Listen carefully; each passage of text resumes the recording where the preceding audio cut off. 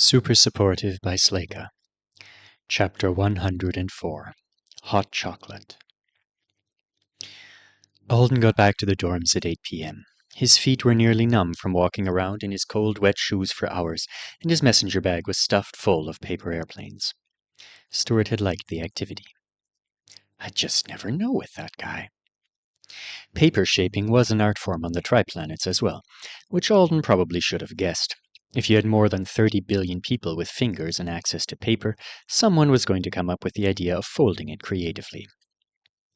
But Stuart hadn't tried it since he was a small child, and he'd been able to justify it to himself as both art, cultural exchange, and enrichment for other Alden.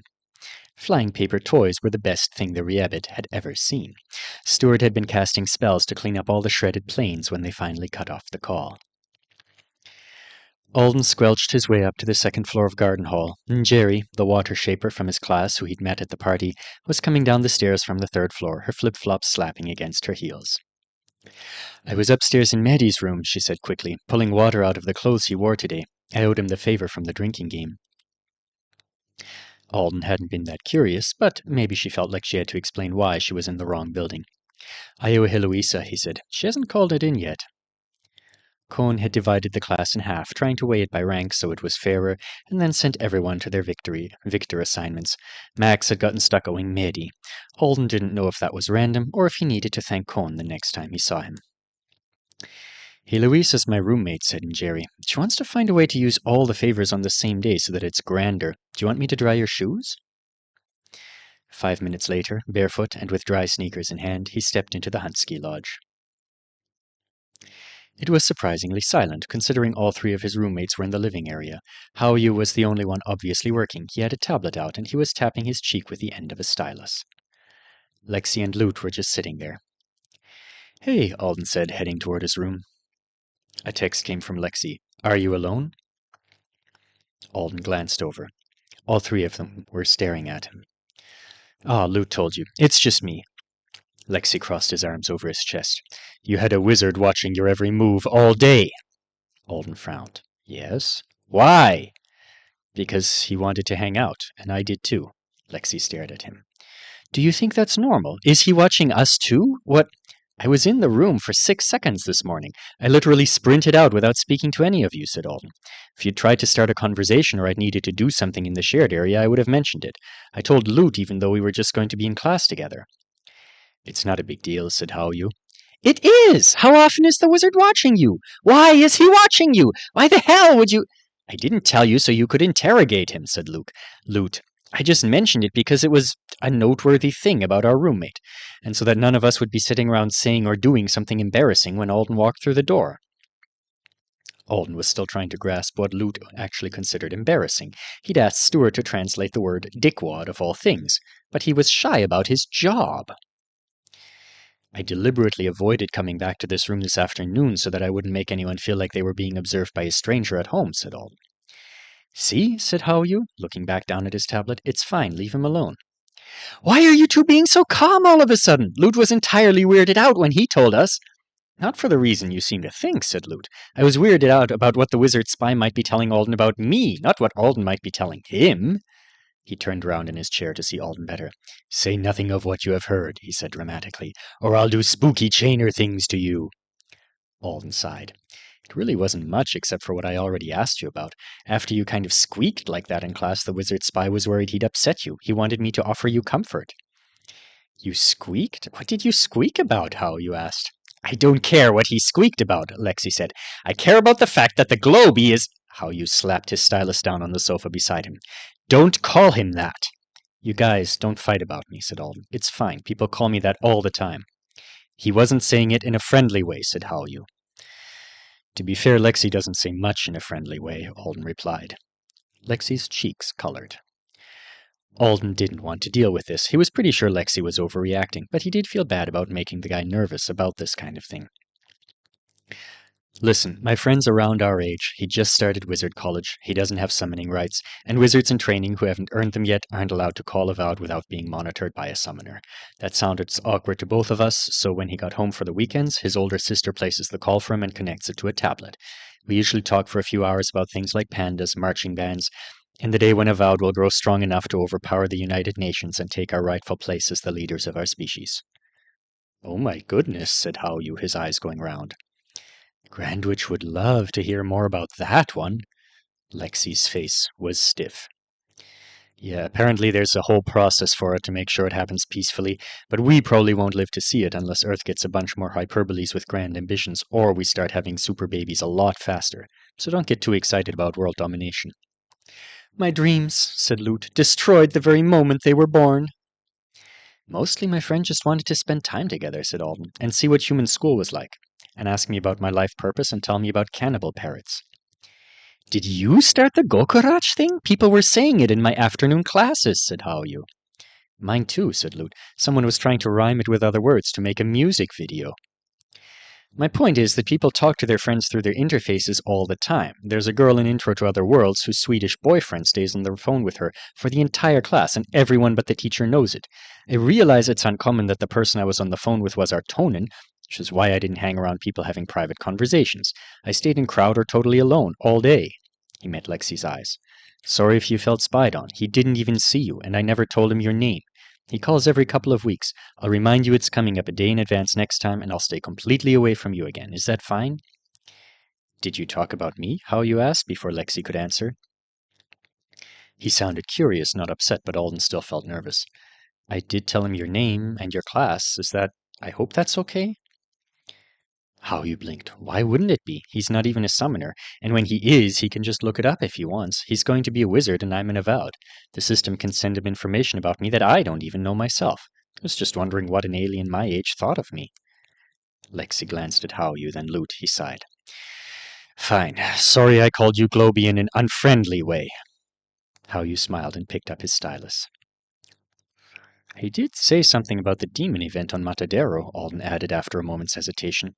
I was sitting in a restaurant teaching him to fold paper planes. Okay, now he's making fun of us, said Lute. I totally buy in our tone in talking about politics, and I can imagine them being interested in endangered animals, but I refuse to believe the two of you were doing arts and crafts together.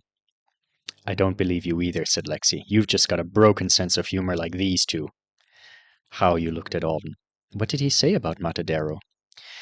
Not much. We just overheard someone mention it, and he said he knew two wizards that were there right now with the battle group. He said they were well respected and very talented. It's not like that's surprising, but I figured I should mention it, in case you wanted to hear it. Thanks, said Hao-Yu. It's not a bad thing to hear. I do worry about Dad. He went back to his homework. Actually, Stuart had said more than that, but Alden wasn't sure how it would make Hao-Yu feel. The Artonan boy had been shockingly uninterested in whatever it was that happened on Matadero, and had instead wanted to tell Alden that the two knights who were there right now, monitoring things and serving as backup, were celebrating some kind of occasion. They're going to be on Earth for their honeymoon, he said. It's very special. If you happen to see them, you should congratulate them. He seemed to be under the impression that they might all run into each other on the street one day. They decided to help fight a demon to commemorate their marriage? Alden had asked. That's so intensity level 99.9 of them, was all he could think. Marriage? No, they're not married. Honeymoon is a bad translation, then. Stuart had stared off into space for a while, trying to find a better word before giving up. They've made an important decision. It's a happy one, and your planet is so comfortable compared to most postings. Everyone else agreed to yield the position to them as a gift for the next few months. Maybe I should tell Hao-Yu. Finding out that babysitting an entire human battle group was a vacation for the two knights might be a little insulting, but it was more of a relief, wasn't it? Alden felt better knowing it anyway. He pulled one of the airplanes out of his bag, straightened its wings, and tossed it toward Lute, who caught it with a startled look. I knew folding paper airplanes was too specific to be a joke, he heard Hao-Yu say, just before he closed his bedroom door behind him.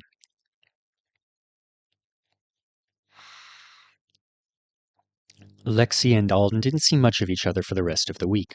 Alden wasn't sure his roommate was avoiding him, but he was starting to suspect it was the case.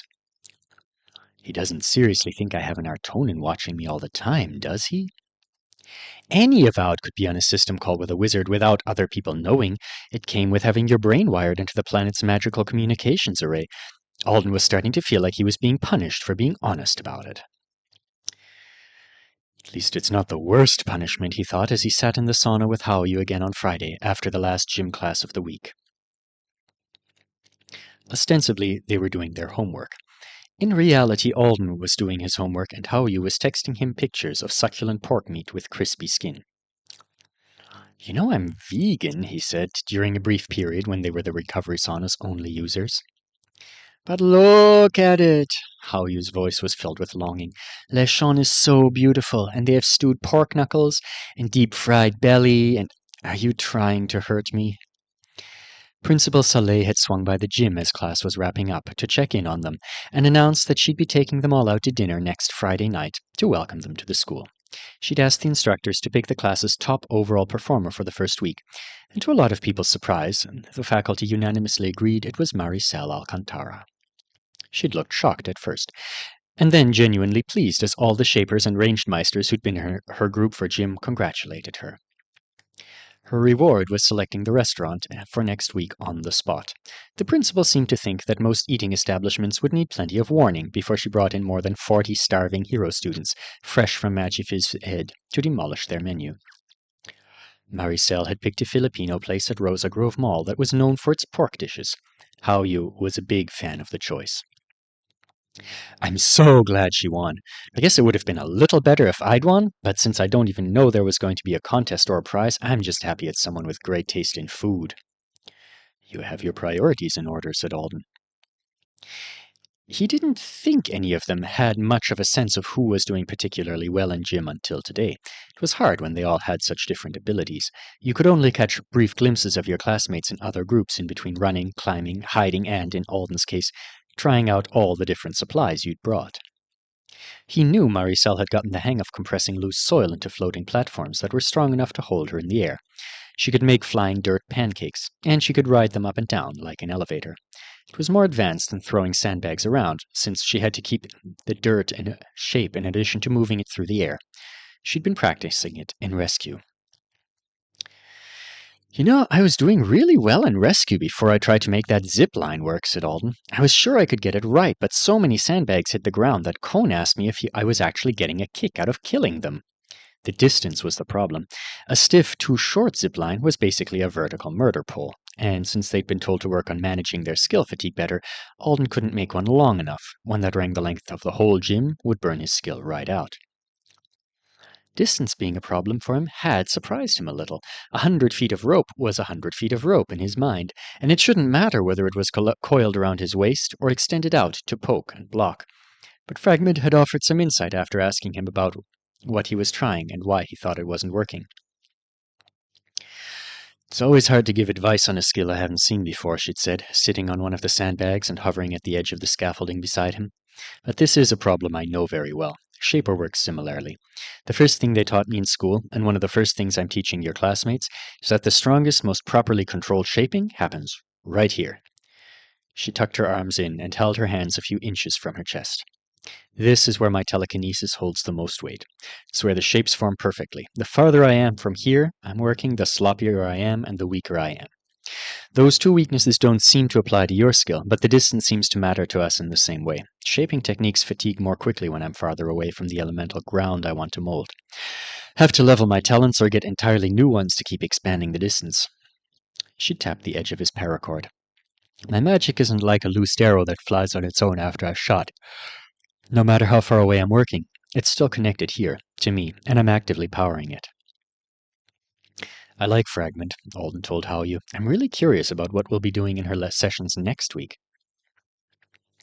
They were through with the scaffolding for now. New rescue problems had been promised.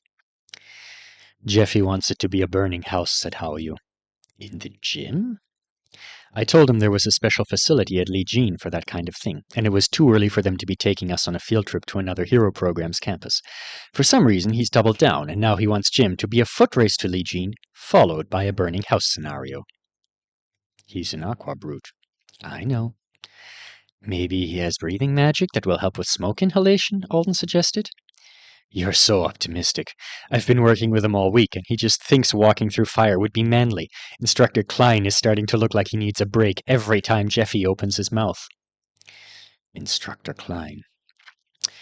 The last two offense sessions had gone much the same as the first, only Alden had failed to capture the agility brute using a wider variety of tools and methods. As he'd surmised on the first day, Klein wasn't a bad teacher, he was just less enthusiastic about Alden than he was about most of the others. Almost everyone else got occasional flashes of warmth and humor from the man. The ones who didn't were a couple of whiny slackers by CNH standards. They would probably have been classified as above average in a normal school, but here the average level of effort was overachiever. And then above that there were the people who were propelled by talent, energy, or pure unyielding grit to keep trying again and again. Alden was beginning to see that quality in some unexpected places. Astrid, for example, was hyper and a little silly sometimes, so it was easy to think she wasn't a serious person.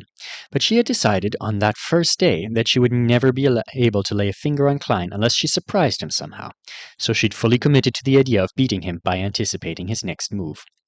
She couldn't actually anticipate his next move, though. She just guessed as well as she could and tried to arrive in the right location in the most unexpected way possible.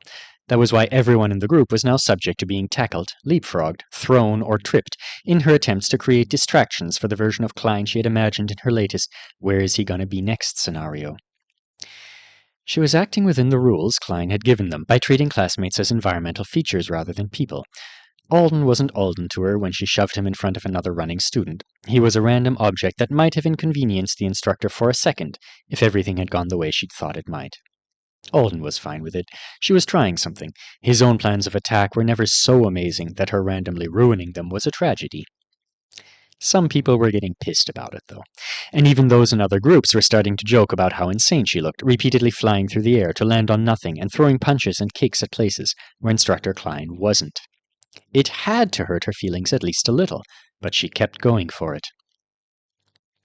"I hope Astrid kicks him at least once before the end of the quarter," he murmured. "Jeffy?" Hallyu was wiping his face with a spare towel. "No, sorry, went off on my own train of thought there." Maybe Klein thinks I'm one of the whiny slackers? Or just a slacker. Alden never complained about anything in gym, so being perceived as whiny seemed unlikely. It could be the fact that I'm still figuring out my tools, have to pause a little to think about how to use them. Maybe he doesn't like that and it makes him assume I'm slacking off? He'd try not to pause at all next time and see how it went. "Did you decide what your object is going to be for the rest of the course yet?" Hallyu asked. "I want to know so I can plan how to beat you up when we finally get to duel." Tool selection was on the forefront of Alden's mind, too. "There are some things that will obviously work really well for protecting my body. My ponchos are so convenient, personal protection, fairly reshapeable so that I can use them for carrying or shielding others. I like those. You hunker down and I punch you over and over again. Eventually we find out who wins." Alden looked over at him. "Pretty sure the faculty won't just let you hit a shielded poncho for half an hour and call it educational." "But it would be educational, at least the first time." "I'll let you hit one of my shields outside of the gym as much as you want." "Really? That's cool of you." Alden shrugged. "I don't have to be standing behind it or anything. I can just hold it out to the side and make a target for you." "Still cool," said Hallyu. "So you'll probably use the poncho?" "Well, the poncho is something I really like." He planned to keep one with him from now on. "But I'm thinking it might be a waste to go with something so easy to use for gym class. If I just coat myself in magic so nothing can hit me, I'm not learning much, am I? Same thing with the gloves. I know how hands work pretty well. You grab a thing, preserve the glove, heavy items get carried." "You could still be practicing with those for hand-to-hand combat, though. Learning how to protect your lower body and face in the poncho, learning how to move your arms to soak hits with the glove." "Yeah, but let's be honest, if I'm trading punches with you guys, I'm mostly learning that I shouldn't be trading punches with you guys. Even if you didn't use boxing gloves and you just stood there smiling at me, you've probably got a lot of your stamina points sub-allocated into the formation stuff, right?" "Not a lot of them. Most of them." He stretched his legs out in front of him. "People sleep on Durobrute. Nobody our age wants the stamina subclass at all because they think it's boring. And then if you're going for durability with it, you pile most of your stamina points into the formation substat or the specific sub-substats. And doing that isn't as powerful as the protective skills or spells you can choose to start with. I'm slow.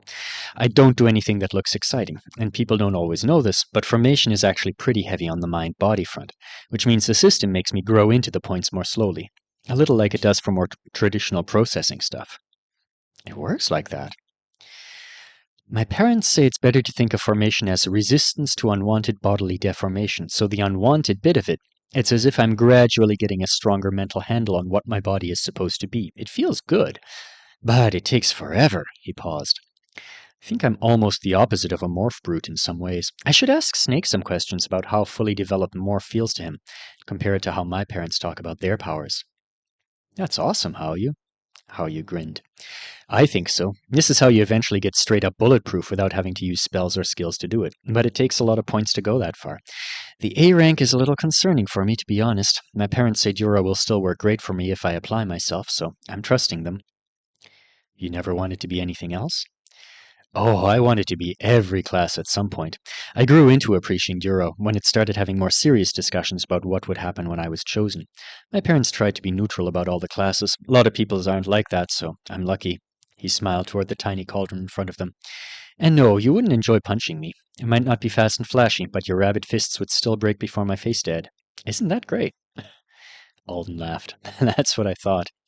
To finish answering your question, I'm probably going to choose something more complicated than the poncho or the gloves for gym.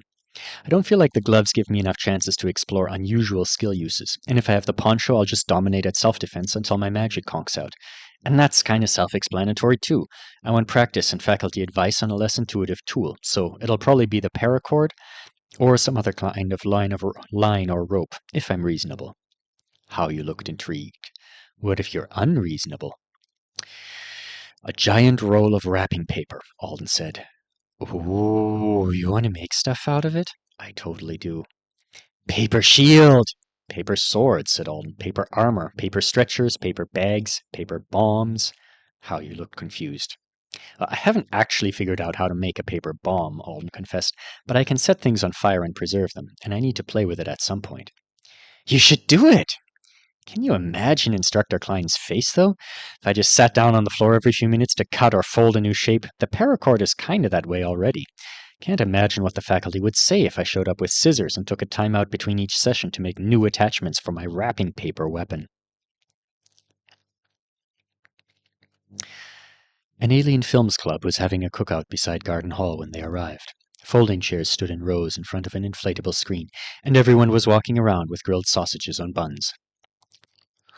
I can watch alien films, said Hao-Yu, sniffing the air. I don't even care which aliens. I'm not picky. Your slow cooker has beans in it. Sausages go with beans. Alden left him to become a temporary club member, and he was about to walk into the building. A delivery notification arrived for him. Confused, he turned his head to follow the directional indicator on his interface. Then he stepped over the drone waiting by the doors. He leaned down to look at the name on the lid display. It said it was for him. I didn't order anything. The lid popped open. Inside there was a large paper cup from the student coffee shop. As if to confirm there'd been no mistake, his name was scrawled on the side in black marker. He pried it open carefully and found hot chocolate. Coconut milk hot chocolate. He knew for a fact it would be delicious because he'd had one before. It was drinkable dessert. How you? Probably an apology for all the food pics when he was trying to do his homework. Alden was already on the second floor and enjoying his third happy gulp when he suddenly wondered if it wasn't from Hao-Yu. This could be poisoned, or potioned. Could be full of nano-trackers or something. He looked down into the cup. He couldn't imagine any reason for someone to go to all that trouble when there were easier ways. He typed a message to his roommates. Did any of you guys send me a hot chocolate from the campus coffee shop? Hao-Yu, no. Loot, no. Should I? Lexi, no. He shrugged and headed for their room. If I die, tell the police I was poisoned. It was poisoned mystery cocoa delivered by a drone, he said as he walked in. I'm halfway through and it's good, so I'm just going to finish it off.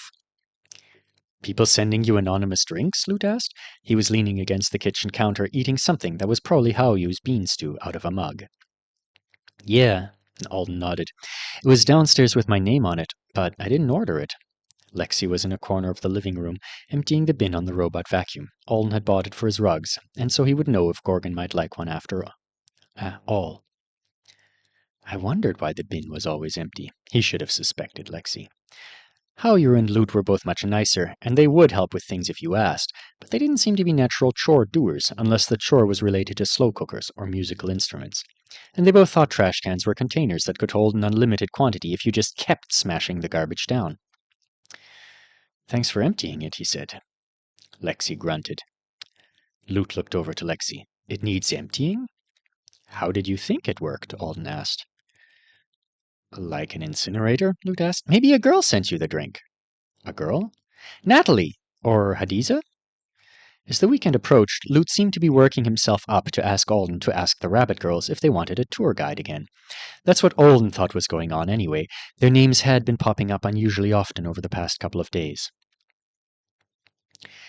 I don't think it was them, Alden said slowly. Natalie would have made it herself. And why would any of them send it anonymously? Wait, is this a thing? Is what a thing? Lute asked. Does sending someone an anonymous drink by drone mean something? Why would it? I don't know, Alden exclaimed. Maybe it goes with your island mocktail habits? I just have to check. The other day I realized that I'd made some dude on the bus angry because I didn't offer my seat to his son. You're going to manners hell, said Lute, scraping the bottom of his mug with his spoon. He couldn't possibly have been younger than 13, said Alden. He could have been my age. Why would it occur to me to offer another healthy teenager my seat? He was as tall as me. What does that have to do with anything? You know how in old movies people say strapping young men? This kid was strapping. Fucking again, Lexi muttered in Russian. Did he have the non-avowed tag? Yes. And I looked it up after I realized I pissed off his scary father, and I finally found out something about seating priority on an Isidora transport. But it's not like it's a rule or a law, and there aren't signs on the buses, so how are people supposed to know that it's completely different here from everywhere else? Lexi slapped the vacuum bin back down and stalked off. A second later, they heard his door slam. So I guess he's still mad at me, Alden said into the silence. Lute set aside his cup. He's so pissy about so many things, man. I really wouldn't worry about it if I were you. Alden sighed. I'm not. He can't dim my free hot chocolate and post-spa glow too much. I just wish I hadn't screwed up with him. I was actively trying not to. Well, said Lute, here's something that made my day confusing, but that I think will brighten yours. I called my boss. Yes, Alden said immediately. He had nearly mastered all the signs for the word chain, according to Lute, and now they just needed permission for the verbal part. Did you set up the meeting? I'll be so polite on the call. I promise. I've double-checked my translations for my formal Artonan greetings and everything. Slow down, language nerd. My boss... Lute tilted his head. He lowered his voice. At first the call was normal. Then he told me about you, and he gave me an impassioned... Then I told him about you, and he gave me an impassioned speech about the importance of choosing my beholden ones wisely. But that was still normal for him. Alden raised an eyebrow at him. I'm beholden to you? Yes, don't forget you are from now on, Lute snorted. Then he looked you up to see if you were worthy, which I know for a fact I've got family members who've taught things to the sketchiest people in the world, so I wasn't concerned about it. And then he got real odd.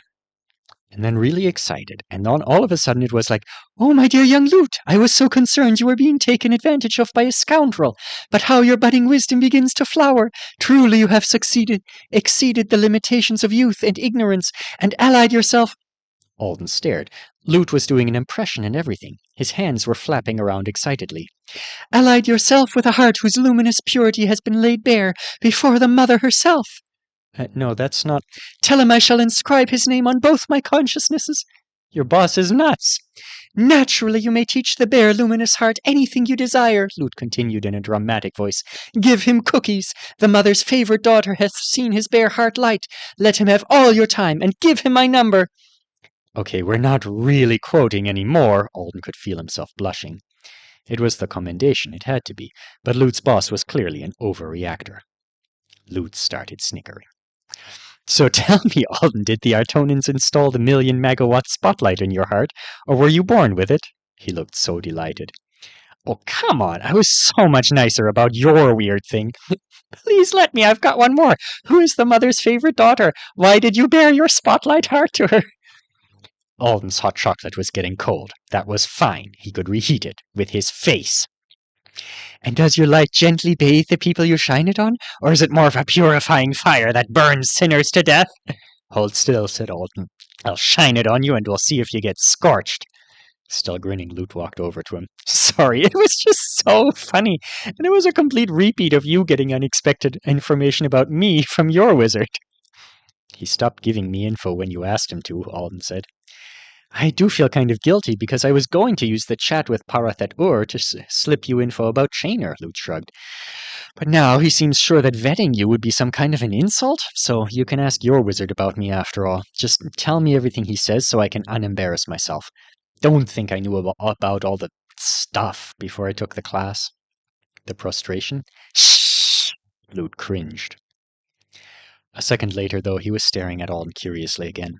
I can't imagine what would make my boss act like that. It's not a big deal. He changed his tune within 5 seconds of looking up your name, so it's a big deal to him. Admittedly, it might not be to other people. He's abnormal. But you being Flash approved like that was abnormally abnormal. And saying I wanted to tutor you made me look really good. I don't care too much about that, but it's not a bad thing for sure. He directly ordered me to instruct you properly on the rules for... I'm so sorry, you don't have to do... No, it's cool, Lute said. I was going to tutor you anyway, and I expected this order to go along with it even before he decided you had glowing organs. What I meant was direct orders from Parathet-ur take precedence over my ass tattoo.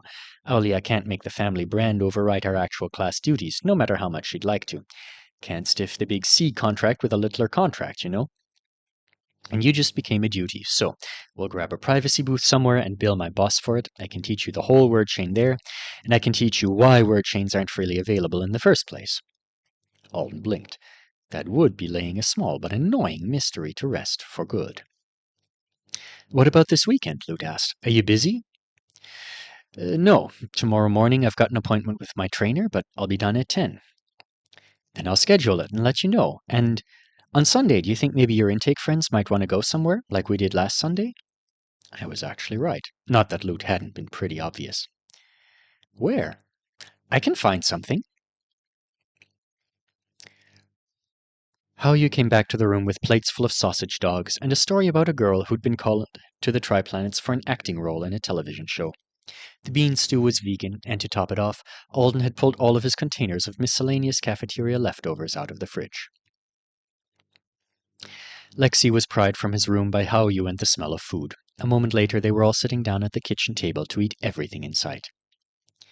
You guys are like animals after your hero class, Lute observed. Alden was too busy chewing to disagree or point out that Lute ate like an animal himself, 90% of the time. The exercise they were getting was one thing, but the pricey recovery potion he and Hao-Yu had been inhaling seemed to accelerate appetite on top of it. Alden had been so hungry on Wednesday night it had woken him up. He'd actually gotten out of bed, ordered groceries, and made a pile of burritos for himself downstairs in the community kitchen so that he wouldn't bother his roommates.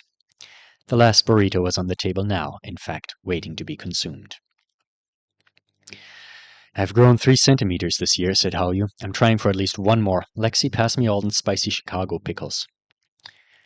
Giardinaro is made for sausage dogs, Alden said after he'd swallowed. You should try it too, Lexi. Lexi glanced at him, then took a cauliflower chunk. Baby steps. Hao-Yu was piling Giardinaro on top of his second bun. Hey, why don't you ever play for us? Lute didn't seem to realize the question was for him until nobody else answered. You want me to play the harp for you? The big one. We moved it for you. You only ever practice on the electric one with the headphones. That's so I don't bother you all, said Lute. I only play louder pieces on Angela when you're out. I haven't heard you play since that talent show at school.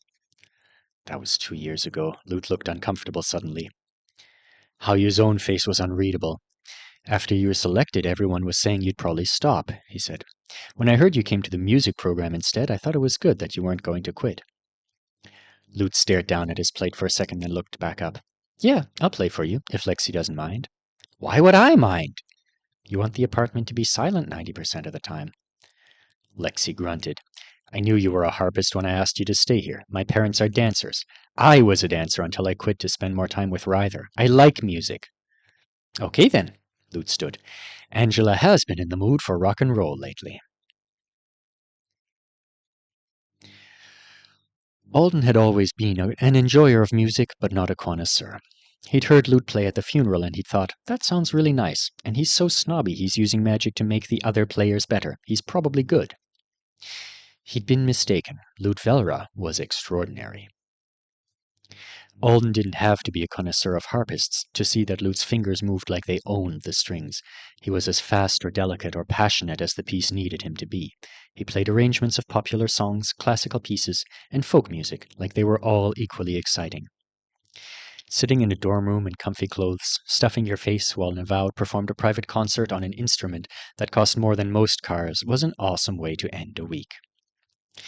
And then, of course, they all had to fool around on the harp themselves. You couldn't see Lute having some kind of chemical reaction with it, and not want to touch it too. Alden's fingers had been itching to pluck it even before how you asked if it was all right for them to. He tried to find the notes for Twinkle, Twinkle, Little Star, and felt childishly pleased with himself when he did. Later, as he was reading his spellbook in bed and trying to make himself recall the meanings of the logograms before they were redefined for him by the flashcard-style translations on his interface, his nightly text from Jeremy came in. It was a picture of Victor's nose and the word cat. The last few updates had been similar. Alden was assuming that some day, very soon, there would be a picture of Bo's left earlobe and the word boy or jerkface. Thanks for looking after him, Jeremy, he texted. Smiley face. Next time he came to the island for a visit, Alden was going to plan a ridiculously Anesidoran activity for them to do so that Jeremy could have fun telling people back home about it. Maybe a superhuman sporting event of some kind. He hadn't seen one yet himself, but they were supposed to be some really wild ones. He went to sleep after midnight, and the last thought he had before he closed his eyes was that he was lucky to be here. Anesidora, Apex, Selena North. Earth. Lucky to be safe, lucky to have found some people whose company he enjoyed. I think I can make all of this work. The boy stood in front of a white door. He didn't know how long he'd been standing there, or where he had come from, or what he was supposed to do next. No, thought Alden. He ran.